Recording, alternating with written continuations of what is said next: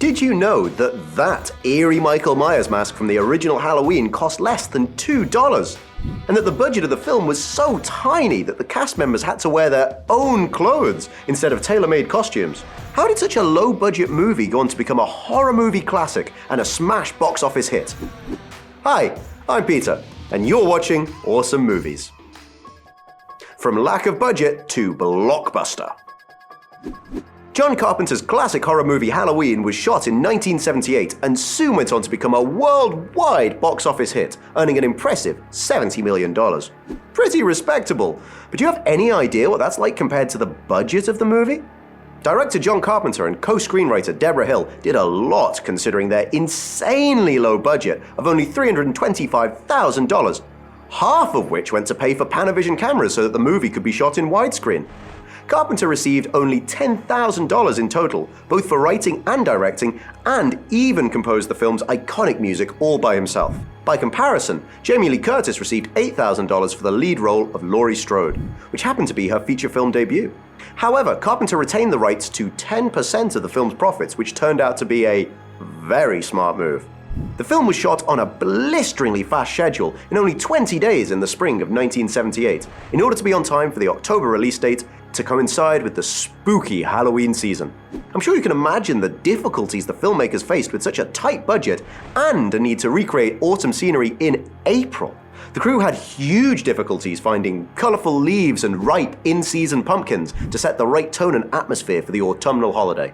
So in order to create October scenery, the crew simply scattered artificial leaves on the ground. But money was so tight that when the filming of one scene came to an end, all the leaves had to be collected in order to be reused in the next location. Next time you watch the 1978 classic, take a closer look at the trees on the streets. It's pretty obvious that they're green instead of being seasonally colored. You'd think they'd have learned their lesson after that, so it's strange when nearly exactly the same thing happened while filming Halloween 4. In this case, the set designers had to paint squashes to look like pumpkins, since there were no real pumpkins available at that time of year. Another consequence of Halloween's low budget is that there was no money for costume design, so almost all the clothes you can see in the film came from the cast members' own personal wardrobes. Lead star Jamie Curtis had the most expensive costumes of the cast, and that's not saying much considering she went shopping at JCPenney's and spent less than $100 for her character's outfits. Upon release, the success of Halloween probably came as quite a shock to its creators when the movie grossed $47 million in the US alone. But as the movie shows, there certainly are worse surprises. The Michael Myers mask. Do you remember the first time you saw that blank, unmoving face? Michael Myers' mask has become a horror movie archetype in its own right. Simple, stony, expressionless, blank, and yet at the same time villainous, scary, and haunting. It became a horror movie classic, just like Halloween itself. But did you know that this mask wasn't the first choice for Myers? The creators of Halloween wanted the mask they chose to affect their audience from the very first glimpse of it on screen, so they pragmatically tried to hire a professional mask-making company to help them accomplish this effect. However, the company turned them down, probably because of the fact that the movie's budget was so small that they couldn't pay proper prices for a custom-made mask.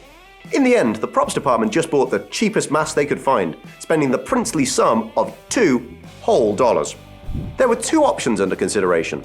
Michael Myers could have been wearing a clown mask as a reference to that very first murder he committed at the start as a little boy dressed up for Halloween. But the best, i.e. creepiest choice, appears to be a mask of Captain Kirk, portrayed by William Shatner.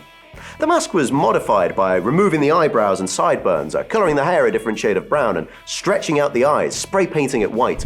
But still, when you know what you're looking for, that is recognizably Shatner's face.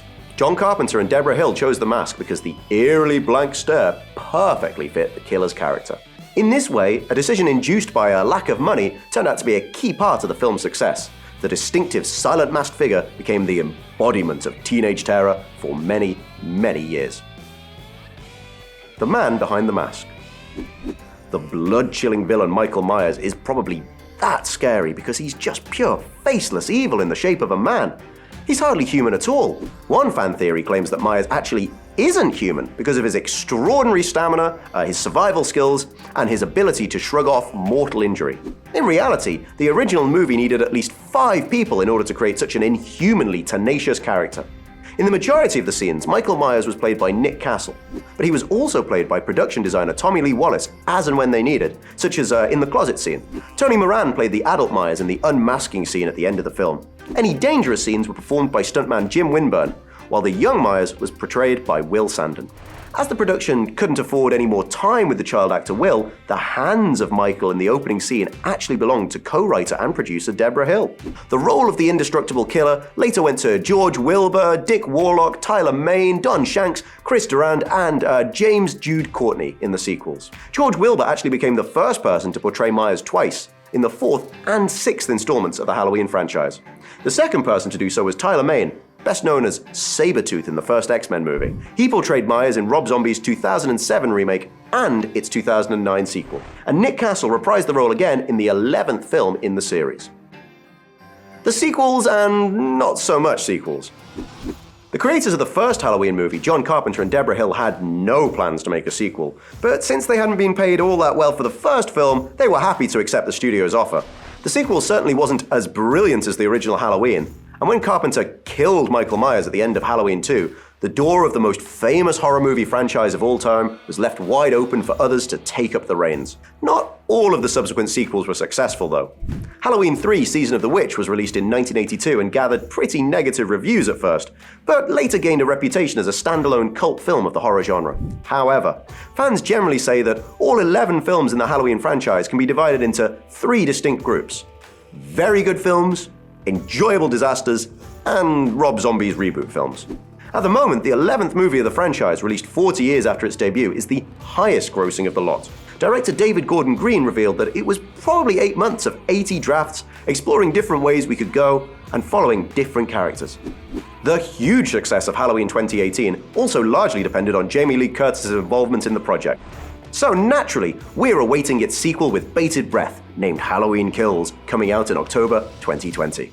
And while the sequel is being filmed somewhere in North Carolina, let us know which movies from the Halloween franchise are your favorites in the comments below. Don't forget to subscribe to our channel and stay awesome.